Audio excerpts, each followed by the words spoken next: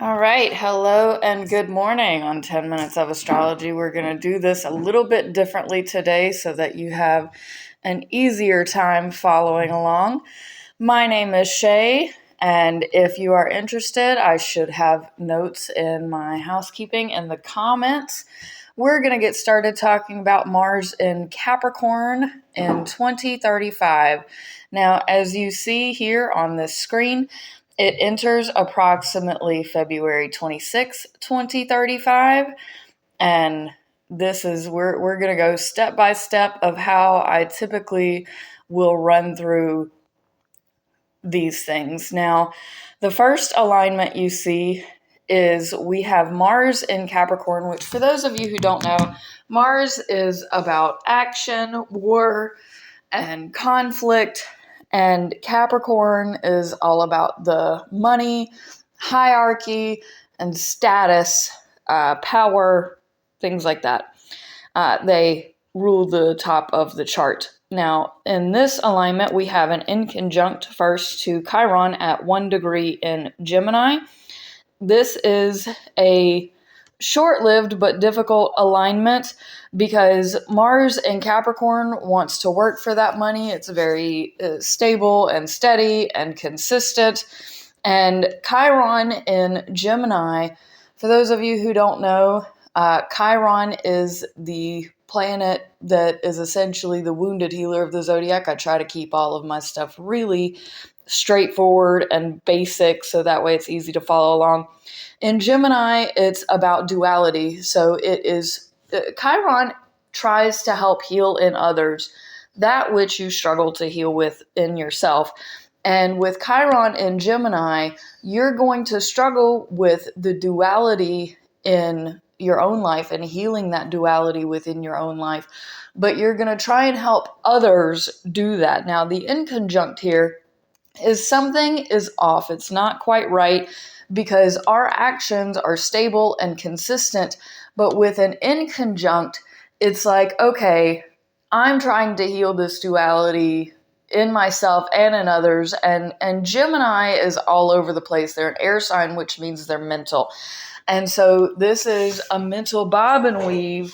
And your actions are like, I just want this to be consistent. I just want this to be regular and normal and stable. And it doesn't come across that way because I'm not only in my head, but I'm also expressing these things with my actions, because your actions may even come across as double-sided or dual simply because you're in your head and you're trying to heal and you're trying to help other people heal and you're trying to stay consistent with that, and it's liable to just backfire. So give yourself some grace. We're going to move on to see what the next alignment is now. And this may take me a minute. So while we're waiting, just remember that I am doing a giveaway when I hit 5,000 subscribers of a 4-leaf clover bookmark. Now, the next alignment should be, because I don't talk about planets like Venus, Mercury, the moon, or the sun in these videos because I like to talk about planets that I have discussed before. So approximately March 7th of 2035, we have a direct opposition to Uranus, which is going to be retrograde in Cancer. Now, oppositions are probably the most felt of the zodiac because, sorry, my cat is trying to tell me she's hungry and it's an hour and a half before she needs to eat. So you hear her licking her bowl in the background.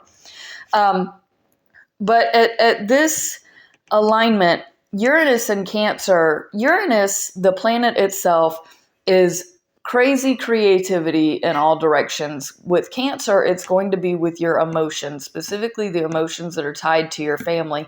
And like family drama stuff is going to come up here. So this opposition is you're trying to act in a way that is stable and consistent and focused, money-oriented, but that opposition to Uranus is your family, and specifically more of your mother figures, grandmother figures, baby mama drama stuff is going to come up here. Now, I will say I am a bit biased because I believe Cancer is nothing but mama drama and drama in general. especially the emotional type. So this could be some sort of emotional upheaval in the family, and you are just trying to maintain consistent action throughout whatever upheaval, chaos, drama this is creating. We're going to move on now. Let's see what the next alignment is going to be. And this is pretty much the exact steps that I would take in any of my videos, is going through each alignment that I am discussing pretty much this exact same way. So I'm trying to see what the next alignment is going to be here. Hold, please.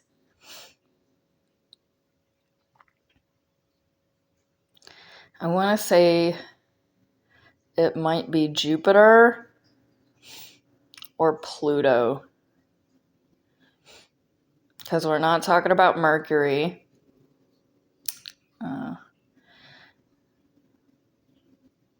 And yeah, I have a feeling it's going to be Pluto. We have that conjunction to Jupiter and Neptune at the same time coming up. So that's going to be interesting, because that's in Aries. We're coming back to that fire time again. And that's going to be a really big spiritual moment in time that is going to be kind of aggressive. So we have a semi-sextile to Pluto now at 19 degrees, approximately March 27th, 2035. Semi-sextiles are nice. Now, Pluto in Aquarius has been transforming society for a very long time now. I do talk about that in my Pluto video. If you want to check the link in the comments and my housekeeping about that, you can find the video there. But Mars is going to be learning here, which is, now Aquarius is random and unpredictable as well, but they're also very friendly. So this unpredictable thing with society, with your friend groups, that is ever changing, because Pluto here is about transformation, that is going to be teaching Mars and Capricorn is that you can't have this steady, stable all the time, because things are going to be changing and transforming. Now, we're going to look real quick where Saturn is, which is in Cancer, which but the reason I'm looking at that is because the original ruler of Saturn was Aquarius before Uranus was found. And I want to say that was like in the 1800s, like 1890 or something. So the reason I want to look at Saturn is because Saturn rules, or has been ruled by, both of these signs. And so Saturn and Cancer, especially retrograde, Saturn is the right thing to do. It's wisdom, it's father time. And Cancer, that becomes emotional. Saturn represents the father and Cancer represents the mother. So this, again, is family drama stuff that is coming up. And the learning here is that you're not going to have stable, you're not going to have consistent, the best laid plans of mice and men. Like, you can plan it out and be thoughtful and try and do all the right things and try to have your actions align in a way that makes sense, and it just won't. Like, something is going to come up, something is going to change your plans, and you've got, now I've been telling Tauruses for a long time to be flexible, but now here it's going to be Capricorn, because monkey wrenches are going to be thrown, and you're going to have to just deal with it, because at this point, you can't have consistent, you can't have normal, and that's like the new normal. And it's a moment of acceptance that, all of these social things in your life are going to keep changing. And how are you going to adapt? Capricorn is very adaptable, but it is going to be a strenuous adaptability here. Now we're going to move forward where this, and you see we still have Neptune and Jupiter more or less together. So Mars then squares Neptune and essentially Jupiter. Now, I did just briefly mention that Neptune and Jupiter are going to be really big blow up spiritual awakenings. And with this square here, your actions are not aligning with these bigger spiritual movements that need to occur. So, and I'm going to lean on the side of Aries here because we've basically had Aries season since Neptune went into Aries. So I'm gonna defer back to it's Aries time, and Capricorn is not in the position it needs to be in order to have leverage here, especially because Mars is ruled by Aries. So this is like on top of this big spiritual blow up of light and awakening, and it's very jarring and it's very heavy. Your actions are not aligning with that. Squares are very difficult alignments. I'm not going to say the most difficult, but they're hard. And so whatever hard action this is, you need to lean more on being quick to accept, quick to forgive. Everything with Aries is quick, quick, quick. Capricorn is slow, slow, slow. Like steady the pace. It's the goat. It is not the ram. So the goat will climb up the mountain and it will take however long it needs to take to get up there safely. Whereas the ram is just going to go head first and not think. And that's not what a Capricorn does at all. And the higher octave of a Capricorn is a seahorse. I've talked about this before in another video. But this wading in the water kind of action of stable and consistent, it's just simply not going to work. And I'm not going to tell you to make an impulsive decision and an impulsive action because that would be detrimental. I don't want to encourage anyone to do things kind of out of context or in a way that could backfire. I still believe that you should plan to some extent, but just know that those plans may blow up in your face at this time, and it will become a very big thing that gets out of hand. And leaning on God here, which is the Neptune placement here, is going to help you. But just know God at this time is also very reactive, because in Aries, that means essentially God is still learning, is, in an infantile stage. And so you're having to deal with a God that just as quickly as they say they're going to help you, they forgot that they had the conversation with you and they're on to doing something else because they get so easily distracted like a child. So I can't tell you that your actions here are going to be significantly stable, because they're not. And even, I don't want to tell you to make an attempt to do something and to plan something if it's just going to backfire anyway. But making plans right now, especially an action plan, is just really in theory, and it will just help you feel better, but it's not going to work out the way that you're thinking it will. And I don't want to tell you not to do that. No, it's just going to be a waste of time either, because I don't want to discourage you. But this is a really big, hefty alignment of things that just are another monkey wrench that you can't control, that you can't account for, that you can't plan for. And I'm not going to tell you not to bother, but basically, if you try, just know that it might be wasted effort. So we're going to move on. I think the next thing, the last alignment, is probably going to be Saturn here at this 28 degrees, which it does go direct during this Mars transition.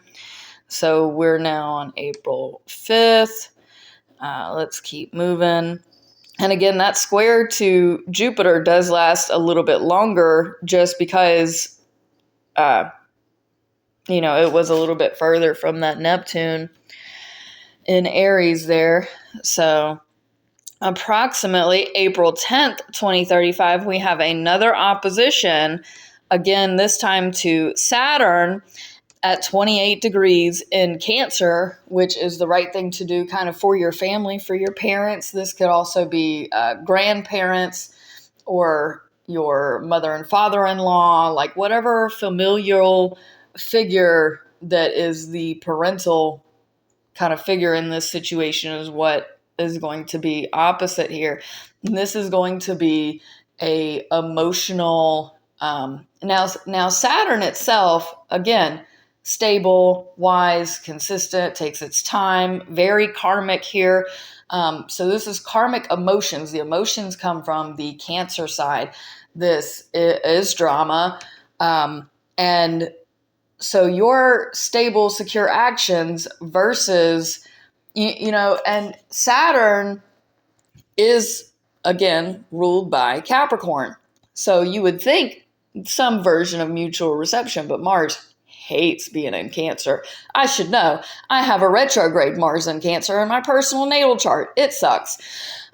So this is not a good mutual reception time. This is just, you're going to get on, and it's going to be emotionally painful and detrimental, especially to these relationships, to your parents, or to these parental figures. It's going to seem like nothing you do is ever good enough. Nothing they do is ever good enough. This is kind of blow up in a very emotional way territory where somebody is sticking their heels in and trying to do all the right things and trying to progress and trying to move forward in a way that makes sense and that's steady. And the other person on this side thinks that it's wise to throw a temper tantrum. So best of luck there. And then we're going to clear this out. And Mars leaves Capricorn approximately April 13th, 2035. If you enjoyed this, please press all the buttons. Peace out, fam, and much love.